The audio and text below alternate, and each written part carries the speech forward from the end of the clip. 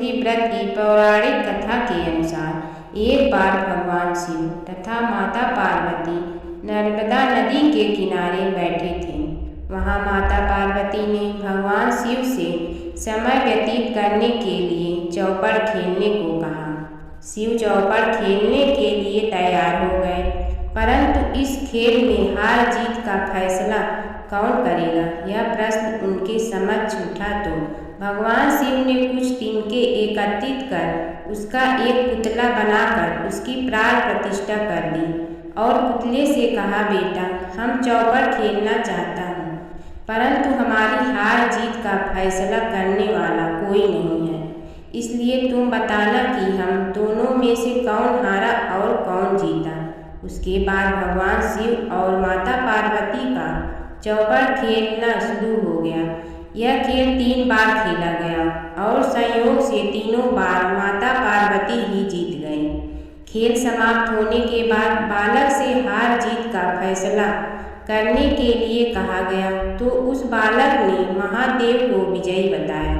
यह सुनकर माता पार्वती क्रोधित हो गई और क्रोध में उन्होंने बालक को लंगड़ा होने, कीचड़ में पड़े रहने का श्राप दे दिया। बालक ने माता पार्वती से माफी मांगी और कहा कि यह मुझसे अज्ञानतावश ऐसा हुआ है, मैंने किसी द्वेष भाव में ऐसा नहीं किया है। बालक द्वारा क्षमा मांगने पर माता ने कहा, यहाँ गणेश पूजन के लिए नाग कन्याएं आएंगी, उनके कहे अनुसार तुम गणेश व्रत करो, ऐसा करने से तुम मुझे प्राप्त करोगे। यह कहकर माता पार्वती शिव के साथ कैलाश पर्वत पर चली गई।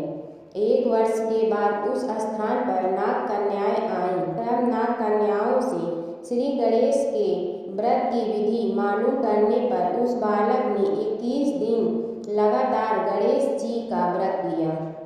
उसकी श्रद्धा से गणेश जी प्रसन्न हुए। उन्होंने बालक को मनोवांछित फल मांगने के लिए कहा। उस पर उस बालक ने कहा, हे विनायक, मुझ में इतनी शक्ति दीजिए कि मैं अपने पैरों से चलकर अपने माता पिता के साथ कैलाश पर्वत पर पहुँच सकूं और वे यह देख प्रसन्न हों। तब बालक को वरदान देकर श्री गणेश अंतर ध्यान हो गए। इसके बाद वह बालक कैलाश पर्वत पर पहुँच गया और कैलाश पर्वत पर पहुँचने की अपनी कथा उसने भगवान शिव को सुनाई। चौपड़ वाले दिन से माता पार्वती शिव जी से विमुख हो गई थी, अतः देवी के रुष्ट होने पर भगवान शिव ने भी बालक के बताए अनुसार 21 दिनों तक श्री गणेश का व्रत किया। इस व्रत के प्रभाव से माता पार्वती के मन से भगवान शिव के लिए जो नाराजगी थी वह समाप्त हो गई। तब यह व्रत विधि भगवान शंकर ने माता पार्वती को बताई। यह सुनकर माता पार्वती के मन में भी अपने पुत्र कार्तिकेय से मिलने की इच्छा जागृत हुई।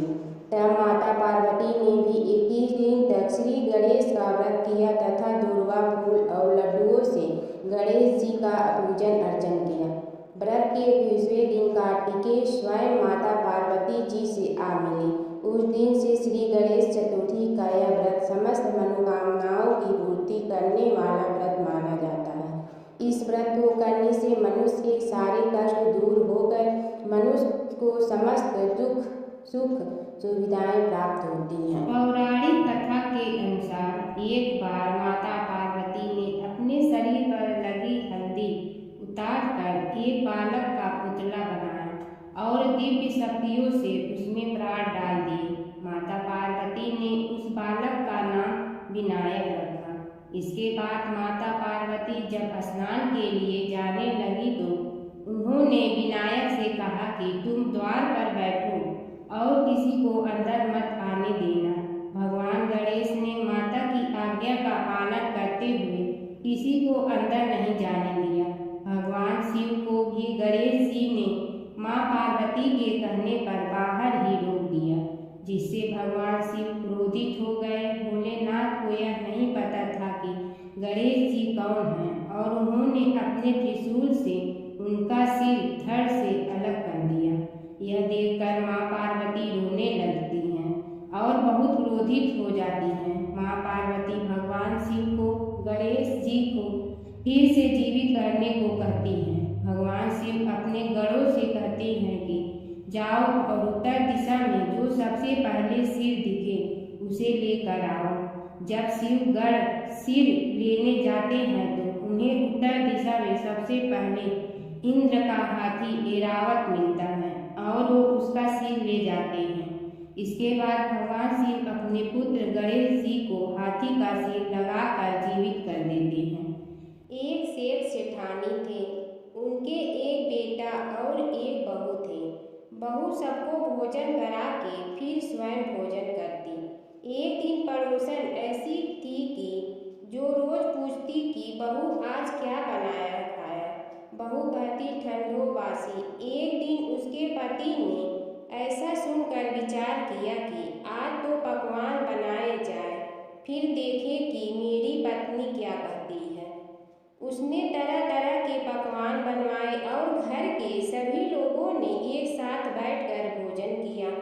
आज भी पड़ोसन ने पूछा तो बहू ने कहा ठंडो बासी। सेठ के लड़के ने सोचा वही बात अवश्य है जिससे कि मेरी पत्नी ऐसा कहती है। ठंडो बासी खाया ऐसा क्यों कहती हो, जबकि आपने एक साथ बैठकर खाए, तरह के पकवान खाए। उसकी पत्नी बोली आपने जो खा रहे हैं वह बाप बूढ़ों की कमाई है। जिस दिन आप कमा कर लाओगे उस दिन मैं समझूंगी कि ताज़ा भोजन कर रहे हैं। अब एक दिन लड़के ने माँ से कहा मैं एक बड़े शहर में कमाई करने जा रहा हूँ। माँ बोली बेटा अपने पास इतना धन है कि माँ के मना करने पर भी बेटे ने स्वयं कमाने का दृढ़ निश्चय कर लिया और जाते समय पत्नी से कहा मैं जब तक कमा कर बहुत सा धन लेकर न आऊं तुम चूल्हे की आग मत बुझने देना। एक दिन चूल्हे की आग बुझ गई तो वह मन ही मन घबराने लगी, कहीं मेरे पति पर संकट तो नहीं आन पड़ी। जल्दी से पड़ोस में से आग लाकर चूल्हे में रख। ऐसा विचार करके पड़ोस में गई। वहाँ पड़ोसन चौथ माता का व्रत पूजन कर रही थी। पड़ोसन ने कहा थोड़ी देर में आकर ले जाना। बहू ने पड़ोसन से पूछा आप यह व्रत क्यों करती है, इससे क्या मिलता है। पड़ोसन ने कहा चौथ माता के इस व्रत को करने से अन्न धन लक्ष्मी मिले और अपनी मनोकामना पूरी हो। अब बहू भी चौथ माता का व्रत करने लगी। दीवार पर चौथ माता बनाई। उस दिन घी गुड़ का चूरमा बनाकर रात को चंद्रमा को अर्घ देकर भोजन कर दी। ऐसा करते करते बहुत दिन हो गए। चौथ माता ने उस बहू के पति को सपना दिया कि साहूकार का बेटा तू जागे कि सोवे, तेरी पत्नी बहुत याद कर रही है। घर जाकर उसकी चिंता मिटा, तू दुकान खोलकर कंकु केसर का गल्या बना के बैठ जाना। आज तेरा हिसाब किताब चुकता हो जाएगा। अब तो चौथ माता ने जैसा कहा था वैसा ही हुआ।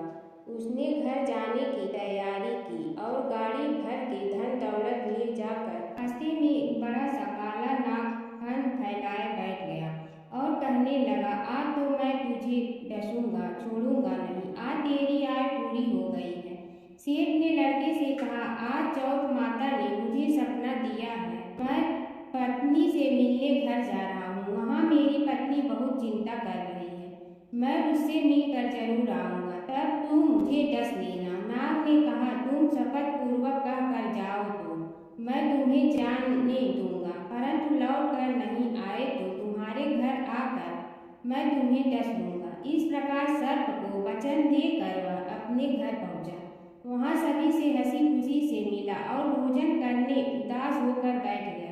उसकी पत्नी ने उदास होने का कारण पूछा तो पति ने काले नाग वाली बात बताते हुए कहा यदि मैं उसके पास नहीं जाऊंगा तो वह घर आकर ही मुझे डस लेगा। पत्नी बहुत चतुर थी, उसने कहा कि आप घबराओ नहीं, लेट जाओ, मैं एक उपाय करती हूँ। पत्नी ने कमरे की 7 पीढ़ी पीढ़ाव धोई। पहली पीढ़ी पर रेत, दूसरी पर इत्र, तीसरी पर गुलाल फूल, चौथी पर कंकु केसर, 5वीं पर लड्डू पेड़ा, 6ठी पर गादी गलीचा और 7वीं पीढ़ी पर दूध का कटोरा भर कर रख दी। इस प्रकार वह 7 ही पीढ़ी सजा कर बैठ गए। आधी रात होते ही नाग आकर पीढ़ी चढ़ने लगा। पहली पीढ़ी रेत में लौट गया और कहने लगा कि सेठ की बहू ने आराम तो बहुत दिया, पर बचनों से बच कर आया हूँ, सो डसूंगा अवश्य ही। इसी प्रकार सातों पीढ़ियों पर नाग आराम करता हुआ और कहता हुआ कि डसूंगा जरूर कमरे में जाने ही वाला था कि चौथ माता ने विचार किया कि मैं इसे नहीं बचाऊंगी तो संसार में धर्म कर्म और व्रत पूजन को कौन मानेगा। अब तो गणेश जी, चंद्रमा जी और चौथ माता ने उसे बचाने का विचार किया।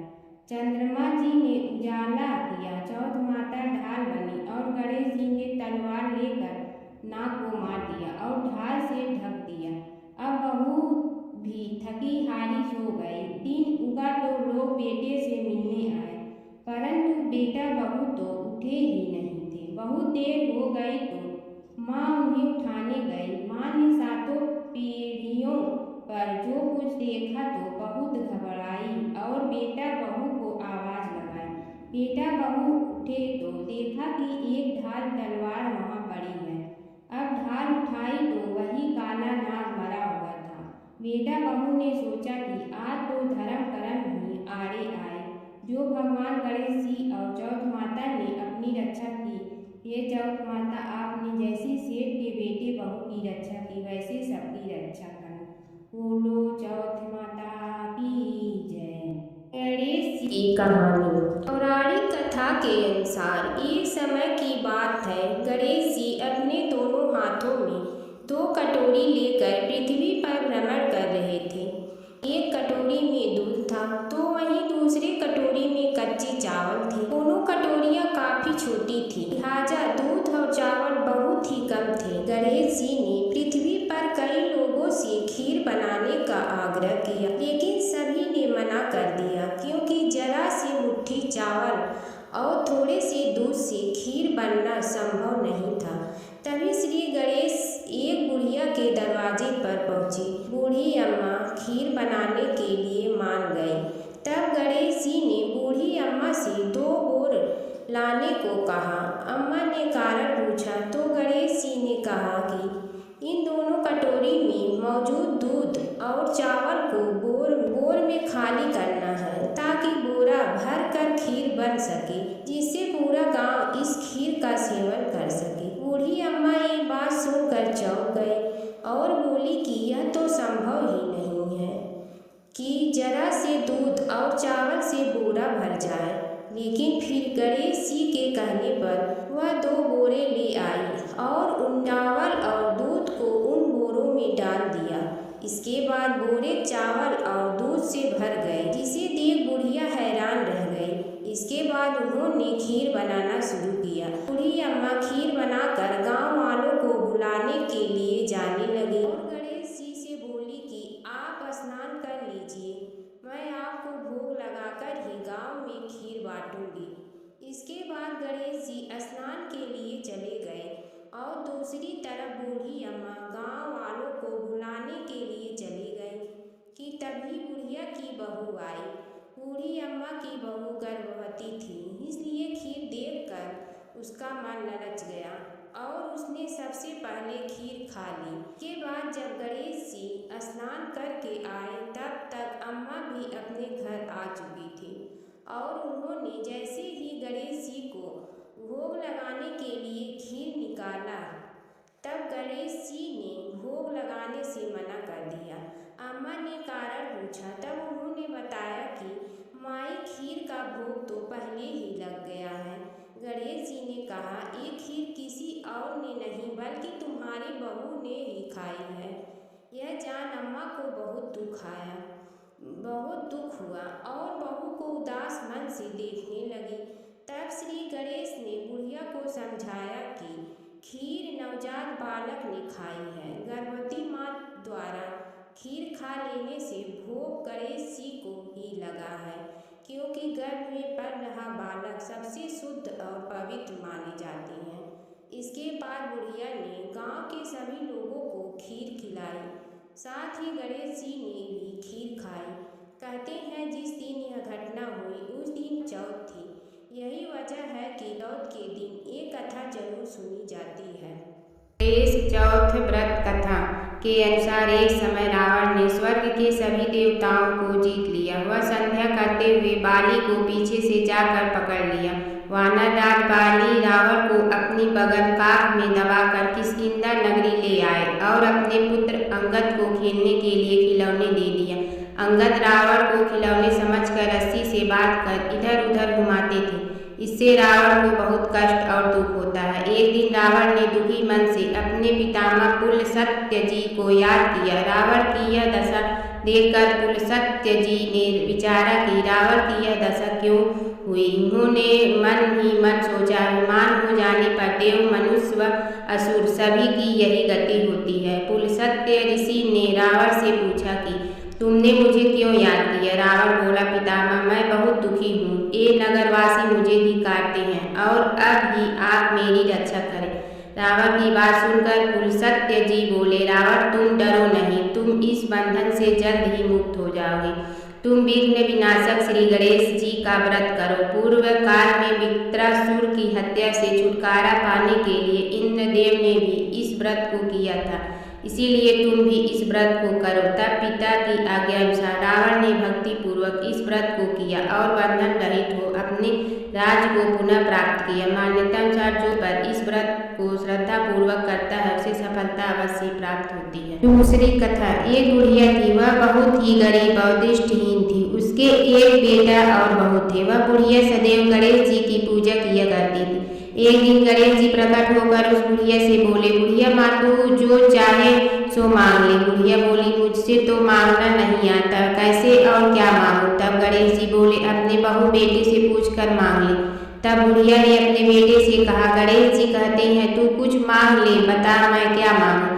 पुत्र ने कहा, माँ तू धन मांग ले। बहू से पूछा तो बहू ने कहा, नाती मांग ले। तब बुढ़िया ने सोचा कि ये तो अपने अपने मतलब की बात कह रहे हैं।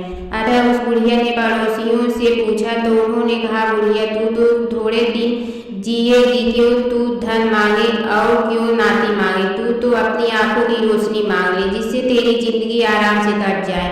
इस पर बुढ़िया बोली, यदि आप प्रसन्न हैं तो मुझे 9 करोड़ की माया दे, निरोगी काया दे, अमर सुहाग दे, आंखों की रोशनी दे, नाती दे, पोता दे और सब परिवार को सुख दे और अंत में मोक्ष दे। यह सुनकर तब गणेश जी बोले, बुढ़िया माँ तुमने तो हमें ठग लिया, फिर भी जो तूने मांगा है वचन के अनुसार सब तुझे मिलेगा। और यह कहकर गणेश जी अंतर्ध्यान हो गए। उधर बुढ़िया माँ ने जो कुछ मांगा वह सब कुछ मिल गया।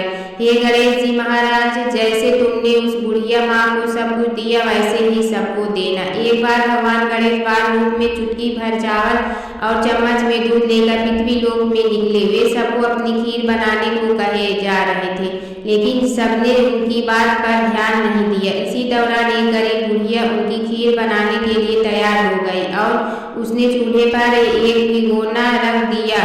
इस पर गणेश जी ने घर का सब वैसे बड़ा बर्तन चूल्हे पर चढ़ाने को कहा। बुढ़िया ने बाल लीला समझते हुए घर का बड़ा भगोना उस पर चढ़ा दिया। गणेश जी के दिए चावल और दूध बढ़ गए और पूरा भगोना उससे भर गया। इसी बीच गणेश जी वहां से चले गए और बोले, अम्मा जब खीर बन जाए तो बुला लेना। पीछे से बुढ़िया के बेटे की बहू ने भी चुपके से एक कटोरा खीर खाने के एक कटोरा खीर छिपा दी। अब जब खीर तैयार हो गई तो बुढ़िया माई ने आवाज लगाई, आजा रे गणेश खीर खा ले। बोली, आजा रे गणेशिया खीर खा ले। तभी गणेश जी वहां पहुंच गए और बोले कि मैं तो खीर पहले ही खा लिया। तब बुढ़िया ने पूछा कि कब खाई, तो वो बोले कि जब तेरी बहू ने खाई तभी मेरा पेट भर गया। बुढ़िया ने इस पर माफी मांगी। इसके बाद जब बुढ़िया ने बाकी बची खीर के उपयोग के बारे में पूछा तो गणेश जी ने उसे नगर में बांटने को कहा और जो बचे उससे अपने घर में जमीन के नीचे दबा दे। अगले दिन जब बुढ़िया उठी तो उसे अपनी झोपड़ी महल में बदली हुई और खीर के बर्तन सोने जवाहरों से भरे मिले। गणेश जी की बात जानकर बुढ़िया काफी प्रसन्न हो गई। हे गणेश भगवान जी महाराज जी, आपने जैसा फल बुढ़िया को दिया वैसा सबको देना। संकष्टी गणेश चतुर्थी व्रत कथा। धर्मकेतु नामक ब्राह्मण की कथा। पार्वती जी ने पूछा, कृष्ण पक्ष की जो संकटा नामक चतुर्थी कही गई है उस दिन किस गणेश का किस विधि से पूजन करना चाहिए। और उस दिन भोजन में क्या ग्रहण करना चाहिए? गणेश जी ने उत्तर दिया, हे मातृ, वक्रतुंड नामक गणेश की पूजा करके भोजन में कमल गट्टे का हलवा लेना चाहिए। हे जननी, द्वापर युग में राजा युधिष्ठिर ने इस प्रश्न को पूछा था और उसके उत्तर में कुछ भगवान कृष्ण ने कहा था। मैं उसी इतिहास का वर्णन करता हूँ, आप श्रद्धा युक्त होकर सुने। श्री कृष्ण बोले, हे राजा युधिष्ठिर, इस कल्याणदात्री चतुर्थी का जिसने व्रत किया और उसे जो फल प्राप्त हुआ, मैं उसे ही कह रहा हूँ। प्राचीन काल में एक रति देव नामक प्रतापी राजा हुआ।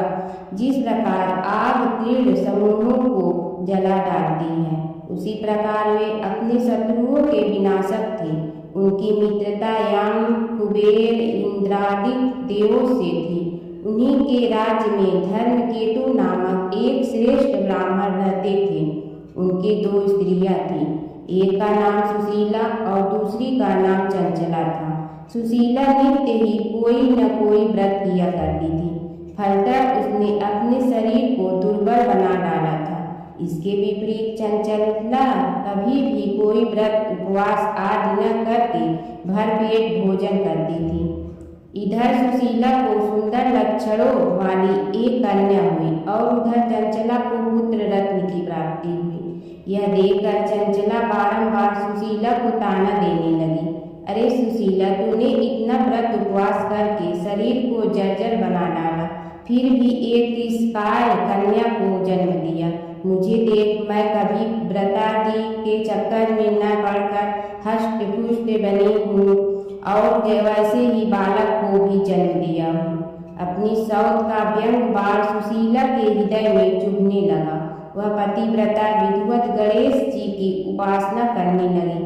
जब सुशीला ने भक्ति भाव से संकट नाशक गणेश चतुर्थी का व्रत किया तो रात्रि में वरदायक गणेश जी ने उसे दर्शन दिया। श्री गणेश जी ने कहा, हे सुशीले, तेरी आराधना से हम अत्यधिक संतुष्ट हों। मैं तुम्हें वरदान दे रहा हूँ कि तेरी कन्या के मुख से निरंतर मोती और मूंगा प्रवाहित होते रहेंगे। हे कल्याणी, इससे तुझे सदा प्रसन्नता रहेगी। हे सुशीले, तुझे वेद शास्त्र वेता एक पुत्र भी उत्पन्न होगा। इस प्रकार का वरदान देकर गणेश जी वहीं अंतर ध्यान हो गए।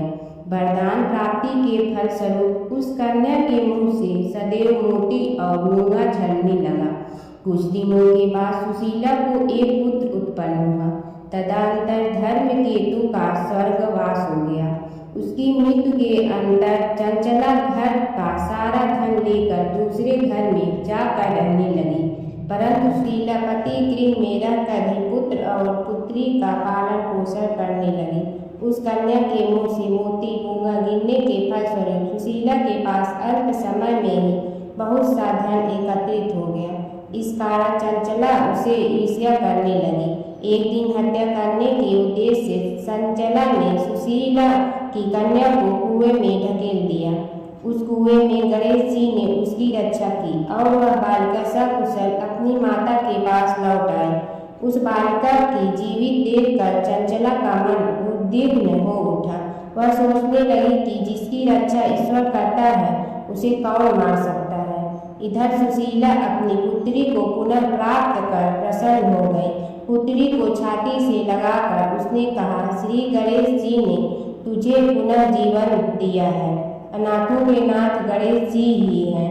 चंचला आकर उसके पैरों में नतमस्तक हुई। उसे देखकर सुशीला के आश्चर्य का ठिकाना न रहा। चंचला हाथ जोड़कर कहने लगी, हे बहन सुशीला, मैं बहुत ही पापी और दुष्ट हूँ।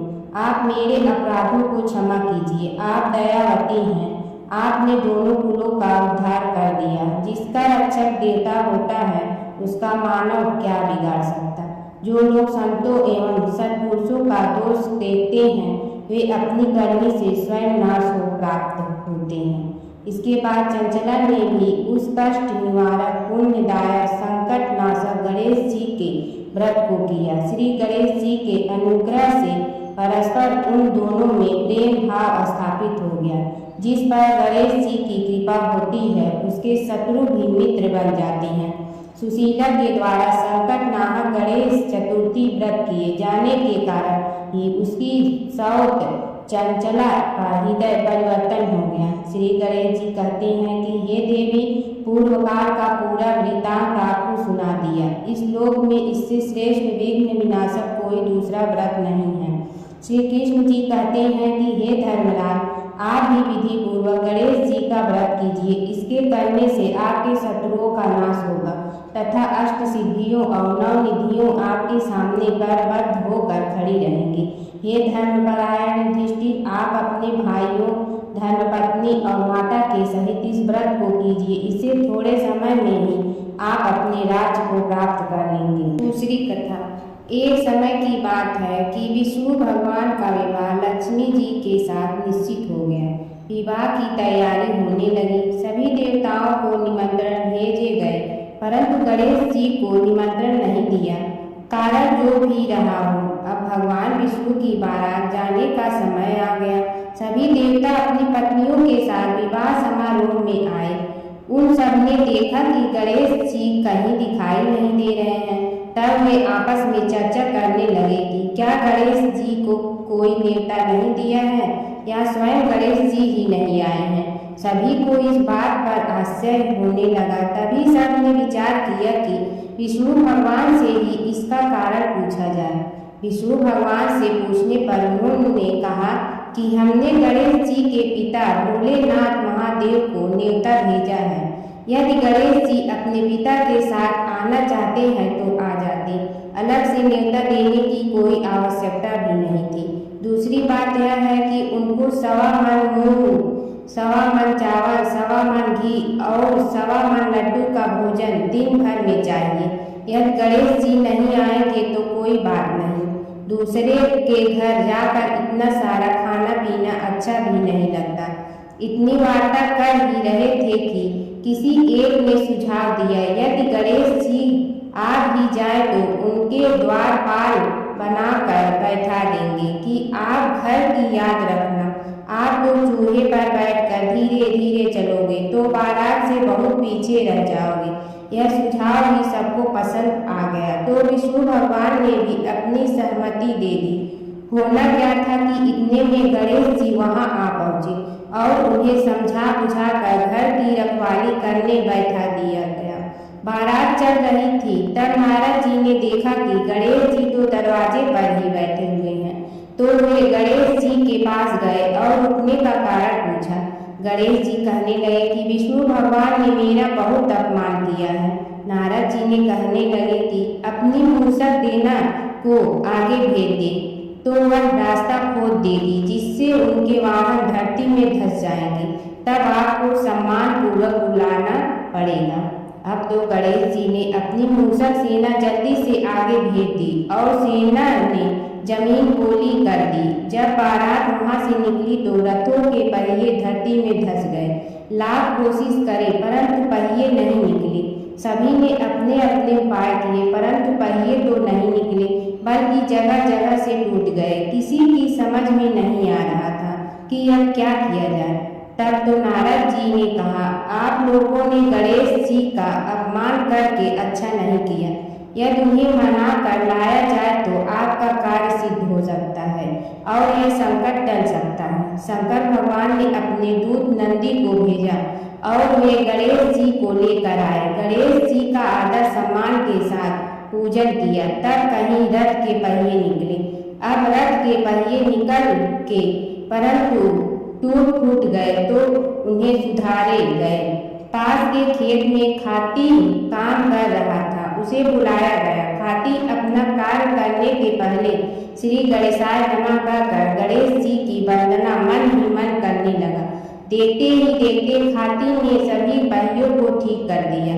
तब खाती कहने लगा कि हे देवताओं, आपने सर्वप्रथम गणेश जी को नहीं मनाया होगा और न ही उनकी पूजन की होगी, इसीलिए तो आपके साथ यह संकट आया है। हम तो मूर्ख अज्ञानी हैं, फिर भी पहले गणेश जी को पूजते हैं, उनका ध्यान करते हैं। आप लोग तो देवतागण हैं, फिर भी आप गणेश जी को कैसे भूल गए। अब आप लोग भगवान श्री गणेश जी की जय बोलकर जाएं तो आपके सब काम बन जाएंगे और बारात वहां से चल दी और विष्णु भगवान को लक्ष्मी जी के साथ विवाह संपन्न करा के सभी सकुशल घर लौट आए। हे गणेश जी महाराज, आपने विष्णु को जैसे कारज सारियो ऐसे कारज सबको सिद्ध कर जो। बोलो गजानन भगवान की जय। एक समय की बात है, एक भाई बहन रहते थे। बहन का नियम था कि वह अपने भाई का चेहरा देखते ही खाना खाती थी।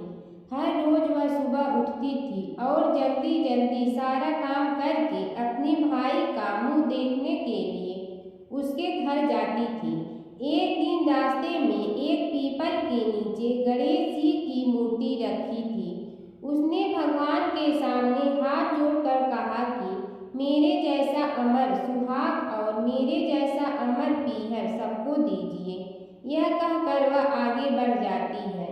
जंगल के झाड़ियों के कांटे उसके पैरों में चुभा करते थे। एक दिन भाई के घर पहुंची और भाई का मुंह देख कर बैठ गई तो भाभी ने पूछा, पैरों में क्या हो गया है? यह सुनकर उसने भाभी को जवाब दिया कि रास्ते में जंगल के झाड़ियों के गिरे हुए कांटे पांव में चुभ गए हैं। जब वह वापस अपने घर आ जाए तब भाभी ने अपने पति से कहा कि रास्ते को साफ करवा दो, आपकी बहन के पांव में बहुत सारे कांटा चुभ गए हैं। भाई ने तब कुल्हाड़ी लेकर सारी झाड़ियों को काट कर रास्ता साफ कर दिया, जिससे गणेश जी का स्थान भी वहां से हट गया। यह देखकर भगवान गुस्सा हो गए और उसके भाई के प्राण हर लिए। लोग अंतिम संस्कार के लिए जब भाई को ले जा रहे थे तब उसकी भाभी रोते हुए लोगों से कही, थोड़ी देर रुक जाओ, उसकी बहन आने वाली है। वह अपने भाई का मुंह देखे बिना नहीं रह सकती है, उसका यह नियम है। तब लोगों ने कहा, आज तो देख लेगी पर कल कैसे देखेगी?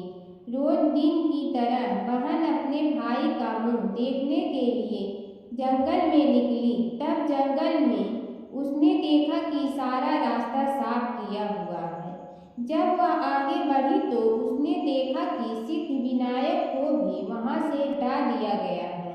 तब उसने जाने से पहले गणेश जी को एक अच्छे स्थान पर रखकर उन्हें स्थान दिया और हाथ जोड़कर बोली, भगवान मेरे जैसा अमर सुहाग और मेरे जैसा अमर पीहर सबको देना। और फिर बोलकर आगे निकल गए।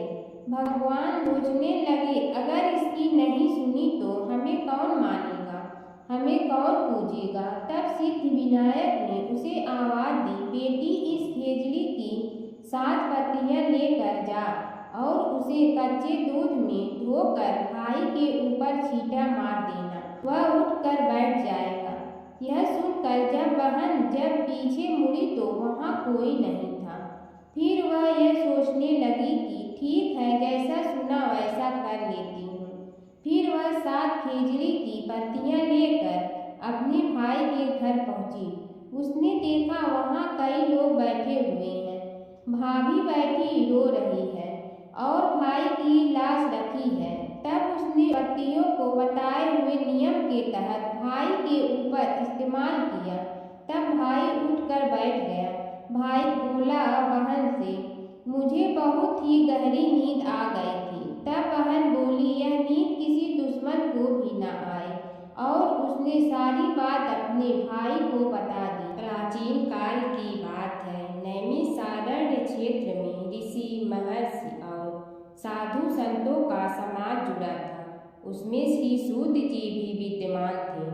शौनक जी ने उनकी सेवा में उपस्थित होकर निवेदन किया कि हे अज्ञान लोग, घोर तिमिर को नष्ट करने में करोड़ों सूर्यों के समान प्रकाशमान श्री सूत जी हमारे कानों के लिए अमृत के समान जीवन प्रदान करने वाले कथा तत्व का वर्णन कीजिए।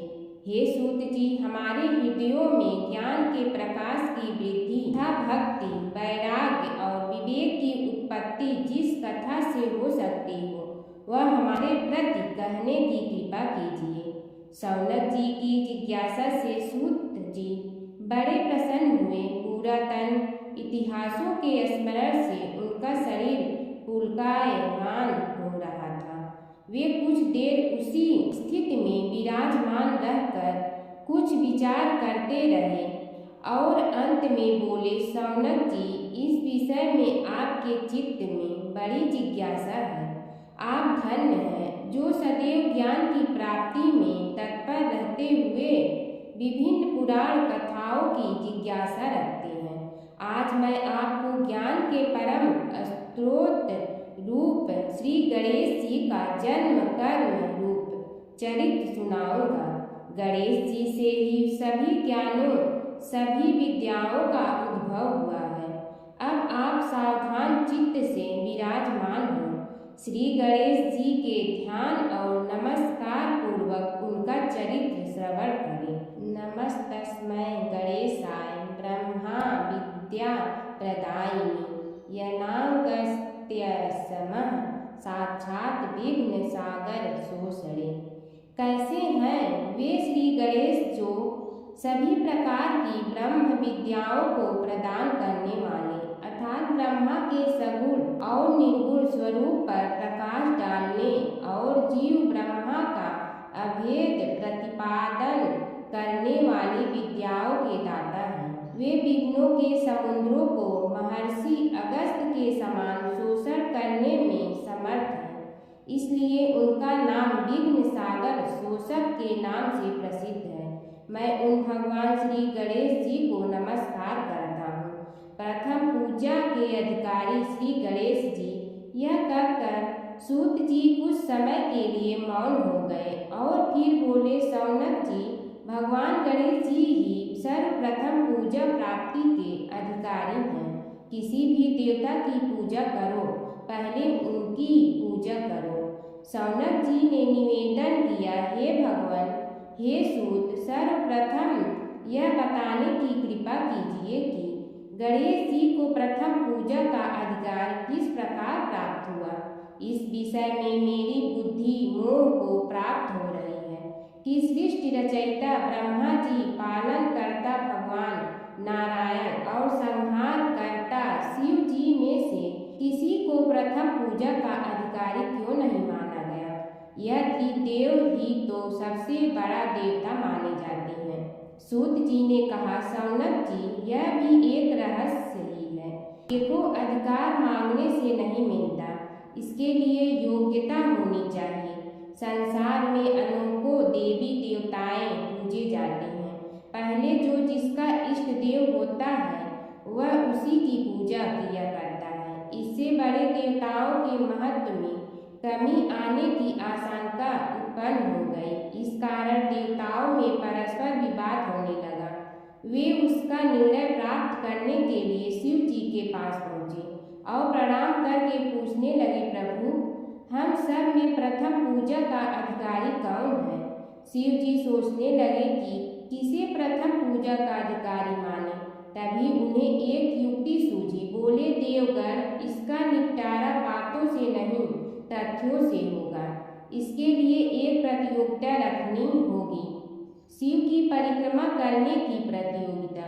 देवगण उनका मुख देखने लगे, शंकित हृदय से सोचने लगे कि कैसी प्रतियोगिता रहेगी। यह शिव जी ने उनके मन के भाव ताड़ लिए, इसलिए सांत्वना भरे शब्दों में बोले, घबराओ मत, कोई कठिन परीक्षा नहीं ली जाएगी।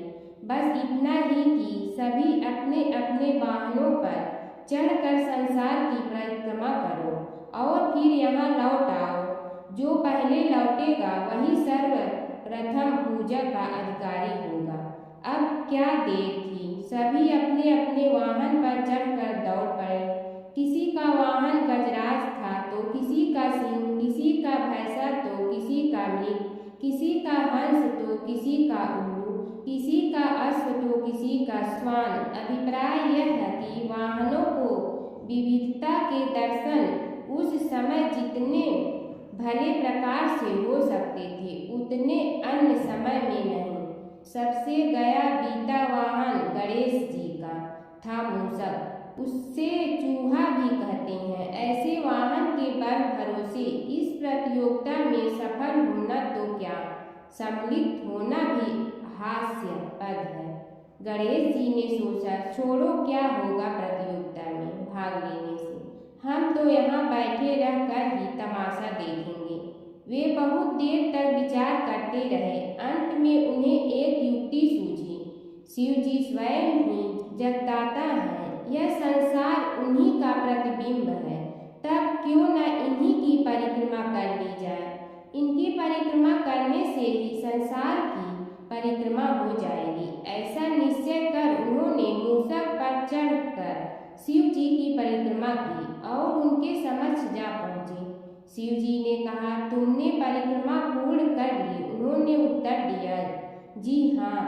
शिव जी सोचने लगे कि इसे तो यहीं घूमते हुए देखा, फिर परिक्रमा कैसे कराया। देवताओं का परिक्रमा करके लौटना आरंभ हुआ और उन्होंने गणेश जी को वहाँ बैठे देखा तो माथा ठनक गया। फिर भी साहस करके बोले, अरे तुम विश्व की परिक्रमा के लिए नहीं गए। गणेश जी ने कहा, अरे मैं कब का यहाँ आ गया।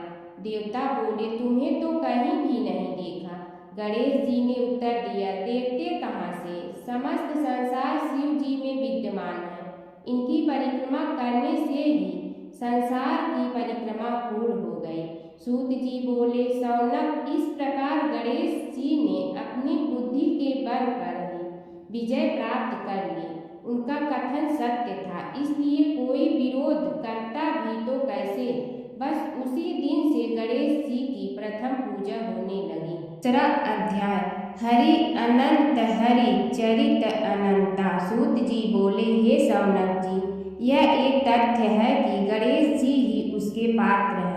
वे बड़े देवता का भी कार्य सिद्धि में विघ्न उपस्थित होने पर उन विघ्नराज का आश्रय न लिया हो। हे शौनक, वे देव भी बड़े दयालु हैं। नाम तो शिव जी का ही आशुतोष है, किंतु वे सर्वात्मा और सर्वरक्षक प्रभु तो शिव जी की अपेक्षा भी शीघ्र ही प्रकट हो जाते हैं। उनका भक्त कभी किसी संकट में नहीं पड़ता। यदि प्रारब्ध वशात कभी किसी विपत्ति में पड़ भी जाता है तो गणेश्वर की उपासना करने पर उनके अनुग्रह से उनके समस्त दुख दूर होकर परम सुख की प्राप्ति होती है। शौनक ने कहा, हे सूत जी, हे महाभाग, हे प्रभु, मैं गणेश जी के विभिन्न चरित्रों का अध्ययन करना चाहता हूँ, तो मुझे बताइए कि किस ग्रंथ का अवलोकन करूँ। हे दयामय, आपको तो उनके समस्त चरित्र विदित है कि यदि आप ही उन्हें सुनाने की कृपा करें तो मेरा अत्यधिक उपकार होगा। सूत जी बोले, हे शौनक भगवान, गणेश्वर के इतने चरित्र हैं कि उन सब का कथन इस जीवा से संभव नहीं, क्योंकि प्रभु अनंत, प्रभु चरित अनंता वाली बात समस्त विद्वान ऋषि मुनि कहते हैं। फिर भी गणेश जी प्रथम पूजा के अधिकारी होने के कारण समस्त देव चरित्रों में जुड़े हुए हैं, इसलिए उनका प्रभाव भी सर्वाधिक व्यापक है। हे मुने, हे शौनक, वे भगवान सर्वसमर्थ हैं। वे सभी का तिरस्कार करने में समर्थ हैं, किंतु उनका तिरस्कार कोई भी नहीं कर सकता। यह त्रिलोक्य उन्हीं भगवान के संकेत पर नृत्य करता है। इसकी समस्त क्रियाएं उन्हीं की इच्छा पर आश्रित हैं। हे शौनक भगवान, गणेश्वर स्वयं कहते हैं, शिवे विष्णु च शक्तौ च सूर्ये मयि निराधिपयो भेद बुद्धियोगः स सम्य योगुः मतो मम। हे नरेश्वर, हे वरेण्य, शिव, विष्णु, शक्ति, सूर्य और मुझ गणेश में जो अभेद बुद्धि योग है, मेरे मत में वही सम्यक योग है। इससे यह भी सिद्ध है कि समस्त देवता उन्हीं के स्वरूप हैं। वे ही भगवान विभिन्न कार्य रूपों के अनुसार अपना भिन्न भिन्न नाम रखते हैं। हे मुनिश्रेष्ठ, उन सब देवताओं के चरित्र भी उन्हीं गणराज के चरित्र हैं। यद्यपि सब चरित्र एक ही ग्रंथ में मिलने में संभव नहीं है, फिर भी गणेश्वर के अनेकों प्रमुख चरित्रों का वर्णन गणेश पुराण में हुआ है। राजा सोमकांत का वृत्तांत कथन। शौनक जी ने पूछा, हे प्रभु, गणेश पुराण का आरंभ किस प्रकार हुआ, यह मुझे बताने की कृपा करें। इस पर सूत जी ने कहने लगे, हे शौनक, यद्यपि गणेश पुराण है तो बहुत प्राचीन, क्योंकि भगवान गणेश्वर तो आदि है। न जाने कब से गणेश जी अपने उपासकों पर कृपा करते चले आ रहे हैं। उनके अनंत चरित्र हैं जिनका संग्रह एक महापुराण का रूप ले सकता है। उसे एक बार भगवान नारायण ने नारद जी को और भगवान ने शंकर और जगन जननी पार्वती जी को सुनाया था। बाद में वही पुराण संक्षेप रूप में ब्रह्मा जी ने महर्षि वेद व्यास को सुनाया और फिर व्यास जी ने महर्षि भृगु को सुनाया। भृगु ने कृपा करके सौराष्ट्र के एक राजा सोमकांत को सुनाया था। तब से वह पुराण अनेक कथाओं में विस्तृत होता रहा और अनेक कथाओं से रहित होता हुआ अनेक रूप में प्रचलित है। शौनक जी ने पूछा, भगवान, आप यह बताने का कष्ट करें कि राजा सोमकांत कौन था। उसने महर्षि से गणेश पुराण का श्रवण कहाँ किया था, उस पुराण के श्रवण से उसे क्या क्या उपलब्धियाँ हुई। हे नाथ, मुझे श्री गणेश्वर की कथा के प्रति उत्कंठा बढ़ती ही जा रही है। सूत जी बोले, हे शौनक, सौराष्ट्र के देवनगर नाम की एक प्रसिद्ध राजधानी थी। वहाँ का राजा सोमकांत था। वह अपनी प्रजा का पुत्र के समान पालन करता था। वह वेद ज्ञान संपन्न, शस्त्र विद्या में पारंगत एवं प्रबल प्रतापी राजा, समस्त राजाओं में मान्य तथा अत्यंत वैभवशाली था। उसका ऐश्वर्य कुबेर के भी ऐश्वर्य को लज्जित करता था। उसने अपने पराक्रम से अनेकों देश जीत लिए थे। उसकी पत्नी अत्यंत रूपवती, गुणवती, धर्माज्ञा एवं पतिव्रत धर्म का पालन करने वाली थी। वह सदैव अपने प्राणनाथ की सेवा में लगी रहती थी। उसका नाम सुधर्मा था। जैसे वह पतिव्रता थी, वैसे ही राजा भी एक पत्नी व्रता का पालन करने लगा। उसके हेमकांत नामक एक सुंदर पुत्र था। वह भी सभी विद्याओं का ज्ञाता और अस्त्र शस्त्रास्त्र के अभ्यास में निपुण हो गया था। यह सभी श्रेष्ठ लक्षणों से संपन्न, सद्गुणी एवं प्रजा जनों के हितों का अत्यंत पोषक था। इस प्रकार राजा सोमकांत स्त्री, पुत्र, पशुवाहन, राज्य एवं प्रतिष्ठा आदि से सब प्रकार सुखी था। उससे दुख तो था ही नहीं। सभी राजागण उसका हार्दिक सम्मान करते थे तथा उसकी श्रेष्ठ कीर्ति भी संसार व्यापी थी। परंतु युवावस्था के अंत में सोमकांत को घृणित कोष्ठ रोग हो गया। उसके अनेक उपचार किए गए किंतु कोई लाभ नहीं हुआ। रोग शीघ्रता से बढ़ने लगा और उसके कीड़े पड़ गए। जब रोग की अधिक वृद्धि होने लगी और उसका कोई उपाय न हो सका तो राजा ने मंत्रियों को बुलाकर कहा, सुब्रतो, जाने किस कारण यह रोग मुझे पीड़ित कर रहा है। अवश्य ही यह किसी पूर्व जन्म के पाप का फल होगा। इसलिए मैं अब अपना समस्त राजपाट छोड़कर वन में रहूंगा। मेरे पुत्र हेमकांत को मेरे समान मानकर राज्य शासन का धर्म पूर्वक संचालन कराते रहे। यह कहकर राजा ने शुभ दिन दिखवाकर अपने पुत्र हेमकांत को राज्य पद पर अभिषेक किया और अपनी पत्नी सुधर्मा के साथ निर्जन वन की ओर चल दिया। प्रजापालक राजा के वियोग में समस्त प्रजा जन अश्रु बहाते हुए उनके साथ चले गए। राज्य की सीमा पर पहुंचकर राजा ने अपने पुत्र अमात्यगण और प्रजा जनों को समझाया, आप सब लोग धर्म के जानने वाले, श्रेष्ठ आचरण में तत्पर एवं सहृदय हैं। यह संसार तो वैसे भी परिवर्तनशील है। जो आज है वह कल नहीं था और आने वाले कल में भी नहीं रहेगा। इसलिए मेरे जाने से दुख का कोई कारण नहीं है। मेरे स्थान पर मेरा पुत्र सभी कार्यों को करेगा। इसलिए आप सब उसके अनुशासन में रहते हुए उसे सदैव सम्मान करते रहें। फिर पुत्र से कहा, बेटा, यह स्थिति सभी के समझ आती रही है। हमारे पूर्व पुरुष भी परंपरागत रूप से वृद्धावस्था आने पर वन में जाते रहे हैं। मैं कुछ समय पहले ही वन में जा रहा हूँ, तो कुछ पहले या पीछे जाने में कोई अंतर नहीं पड़ता। यदि कुछ वर्ष बाद जाऊँ तब भी मोह का त्याग करना ही होगा। इसलिए हे वत्स, तुम दुखित मत हो और मेरी आज्ञा मानकर राज्य शासन को ठीक प्रकार चलाओ। ध्यान रखना, क्षत्रिय धर्म का कभी त्याग न करना और प्रजा को सदा सुखी रखना।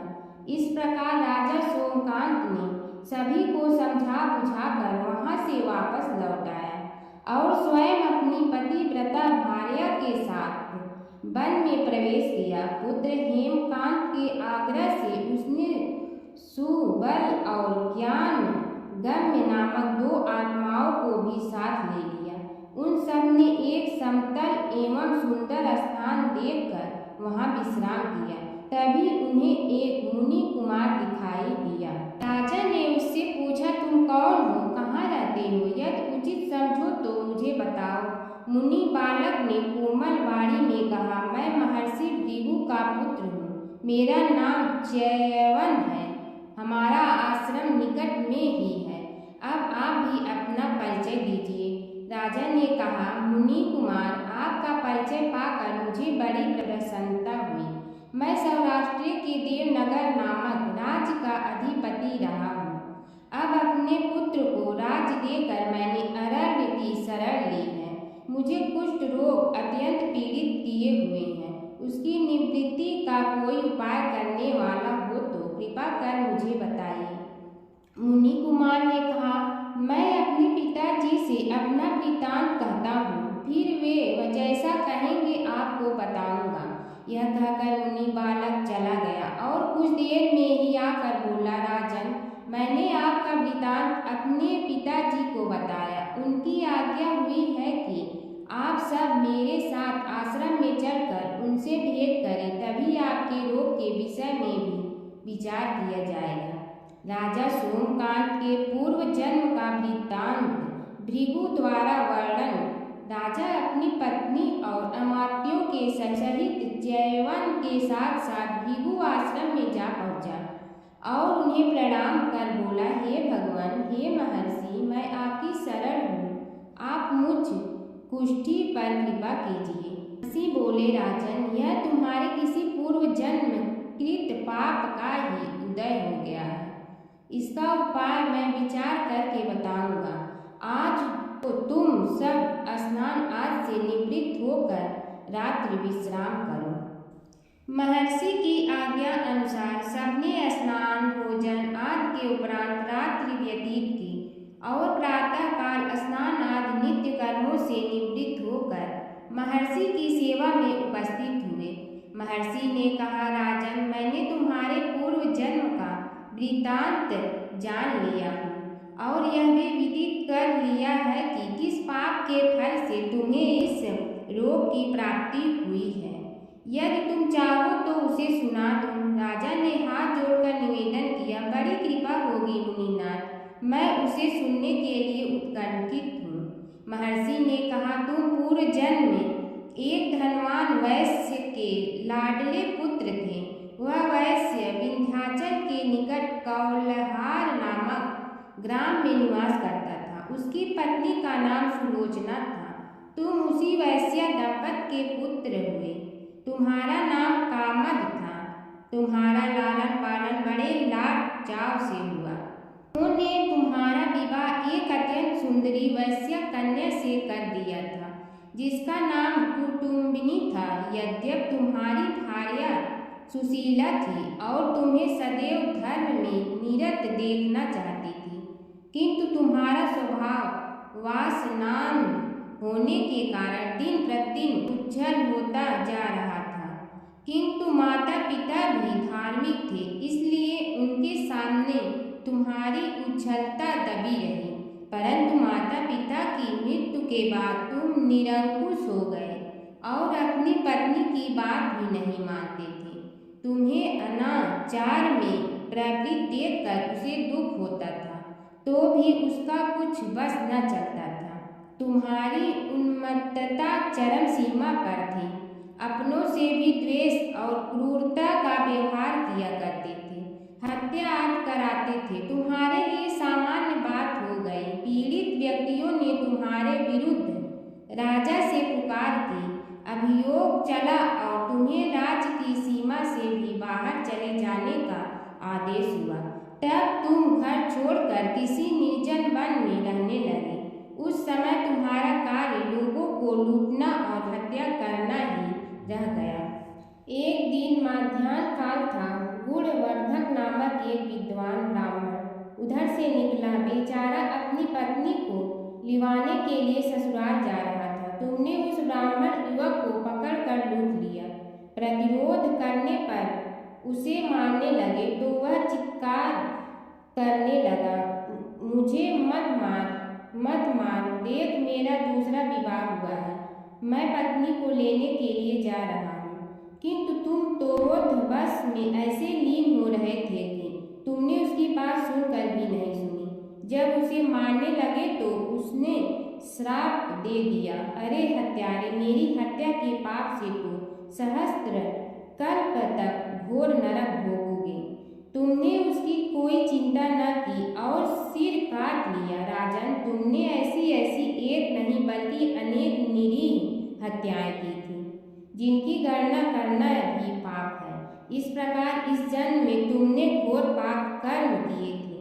किंतु बुढ़ापा आने पर जब अशक्त हो गए तब तुम्हारे साथ जो क्रूर कर्मा थे वे भी किनारा कर गए। उन्होंने सोच लिया कि अब तो इसे खिलाना भी पड़ेगा, इसलिए मरने दो यहीं। अमोघ प्रभाव गणेश उपासना का कथन। राजन, अब तुम निरालंब थे, चल फिर तो सकते ही नहीं थे। भूख से पीड़ित रहने के कारण रोगों ने भी घेर लिया।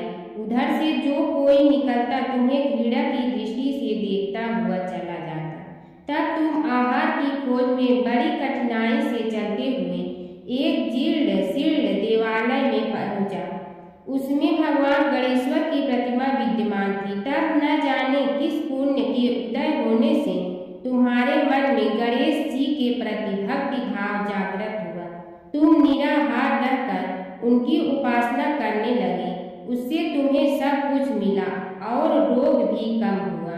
राजन, तुमने अपने साथियों की दृष्टि बचाकर बहुत सा धन एक स्थान पर गाड़ दिया था। अब तुमने उस धन को उसे देवालय के जीर्णोद्धार में लगाने का निश्चय किया। शिल्पी बुलाकर उस मंदिर को सुंदर और भव्य बनवा दिया। इस कारण कुख्याति सुख्याति में बदलने लगी। फिर यथा समय तुम्हारी मृत्यु हुई। यमदूतों ने पकड़कर तुम्हें यमराज के समक्ष उपस्थित किया। यमराज तुमसे बोले, जीव, तुमने पाप और पुण्य दोनों ही किए हैं और दोनों का ही भोग तुम्हें भोगना है। किंतु पहले पाप का फल भोगना चाहते हो पुण्य का? इसके उत्तर में तुमने प्रथम अपने पुण्य कर्मों के भोग की इच्छा प्रकट की और इसीलिए उन्होंने तुम्हें राजकुल में जन्म लेने के लिए भेज दिया। पूर्व जन्म में तुमने भगवान गणाध्यक्ष का सुंदर एवं भव्य मंदिर बनवाया था, इसलिए तुम्हें सुंदर देह की प्राप्ति हुई। यह कहकर महर्षि भृगु कुछ रुके। उन्होंने देखा कि राजा को इस वृत्तांत पर शंका हो रही है। तभी महर्षि के शरीर में असंख्य विकराल पक्षी उत्पन्न होकर राजा की ओर झपटे। उनकी चोंच बड़ी तीक्ष्ण थी, जिनसे वे राजा के शरीर को नोच नोच कर खाने लगे। उसके कारण उत्पन्न असहनीय पीड़ा से व्याकुल हुए राजा ने महर्षि के समक्ष हाथ जोड़कर निवेदन किया, प्रभु, आपका आश्रम तो समस्त द्वेष आदि से परे है और यहाँ मैं आपकी शरण में बैठा हूँ। तब यह पक्षी मुझे आकर ही क्यों पीड़ित कर रहे हैं? हे मुनिनाथ, इनसे मेरी रक्षा कीजिए। महर्षि ने राजा के उत्तर वचन सुनकर सांत्वना देते हुए कहा, राजन, तुमने मेरे वचनों में शंका की थी और जो मुझ सत्यवादी के कथन में शंका करते हैं उसे खाने के लिए मेरे शरीर से इसी प्रकार पक्षी प्रकट हो जाते हैं, जो कि मेरे हुंकार करने पर भस्म हो जाया करते हैं। यह कर महर्षि ने हुंकार की और तभी वे समस्त पक्षी भस्म हो गए। राजा श्रद्धान्वित होकर उनके समक्ष अश्रुपात करता हुआ बोला, प्रभु, अब आप पाप से मुक्त होने का उपाय कीजिए। महर्षि ने कुछ विचार कर कहा, राजन, तुम पर भगवान गणेश्वर की कृपा सहज रूप से है और वे ही प्रभु तुम्हारे पापों को भी दूर करने में समर्थ हैं। इसलिए तुम उनके पाप नाशक चरित्रों का श्रवण करो। गणेश पुराण में उनके चरित्रों का भले प्रकार वर्णन हुआ है, अतएव तुम श्रद्धा भक्ति पूर्वक उसी को सुनने में चित्त लगाओ। राजा ने प्रार्थना की, महामुनि, मैंने गणेश पुराण का नाम भी आज तक नहीं सुना, तो उनके सुनने का सौभाग्य कैसे प्राप्त कर सकूंगा। हे नाथ, आपसे अधिक ज्ञानी और प्रकांड विद्वान और कौन हो सकता है। आप ही मुझ पर कृपा कीजिए। महर्षि ने राजा की दीनता देखकर उसके शरीर पर अपने कमंडल का मंत्रपूत जल छिड़कर तभी राजा को एक छींक आई और नासिका से एक अत्यंत छोटा काले वर्ण का पुरुष बाहर निकल आए। देखते देखते वह बढ़ गया। उसके भयंकर रूप को देखकर राजा कुछ भयभीत हुआ, किंतु समस्त आश्रमवासी वहां से भाग गए। वह पुरुष महर्षि के समक्ष हाथ जोड़कर खड़ा हो गया। उन्होंने उसकी ओर देखा और कुछ उच्च स्वर में बोले, तू कौन है, क्या चाहता है। वह बोला, मैं साक्षात पाप हूँ। समस्त पापियों के शरीर में मेरा निवास है। आपके मंत्रपूत जल के स्पर्श से मुझे विवश होकर राजा के शरीर से बाहर निकलना पड़ा है। अब मुझे बड़ी भूख लगी है, बताइए क्या खाऊं और कहाँ रहूं। महर्षि बोले, तू उस आम के अवकाश स्थान में निवास कर और उसी वृक्ष के पत्ते खाकर जीवन निर्वाह कर। यह सुनते ही वह पुरुष आम के वृक्ष के पास पहुंचा, किंतु उसके स्पर्श मात्र से वह वृक्ष जलकर भस्म हो गया।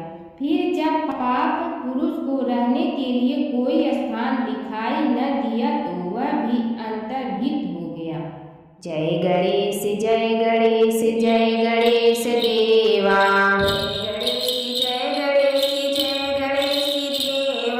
माता जकी पार्वती पिता महादेवा। माता जकी पार्वती पिता महादेवा। एक दंत दयावंत चार भुजाधारी। एक दंत दयावंत चार भुजाधारी। मस्तक सिंदूर सोहे मूस की सवारी। मस्तक सिंदूर सोहे मूस की सवारी। जय गणेश जय गणेश जय गणेश देवा। जय गणेश जय गणेश जय गणेश देवा। माता जकी पार्वती पिता महादेवा। माता जकी पार्वती पिता महादेवा। अंधन को आँख देत कोढ़िन को काया। अंधन को आँख देत कोढ़िन को काया। भाजन को पुत्र देत निर्धन को माया। भाजन को पुत्र देत निर्धन को माया। जय गणेश जय गणेश जय गणेश देवा। जय गणेश जय गणेश देवा। माता जकी पार्वती पिता महादेवा। माता जकी पार्वती पिता महादेवा। हार चढ़े फूल चढ़े और चढ़े मेवा। हार चढ़े फूल चढ़े और चढ़े मेवा। लड्डुअन का भोग लगे संत करे सेवा। लड्डुअन का भोग लगे संत करे सेवा। जय गणेश जय गणेश जय गणेश देवा। जय गणेश जय गणेश जय गणेश देवा। माता जकी पार्वती पिता महादेवा। माता जकी पार्वती पिता महादेवा। दीनन की लाज रखो शंभु सुतवारी। दीनन की लाज रखो शंभु सुतवारी। कामना को पूरा करो जग बलिहारी।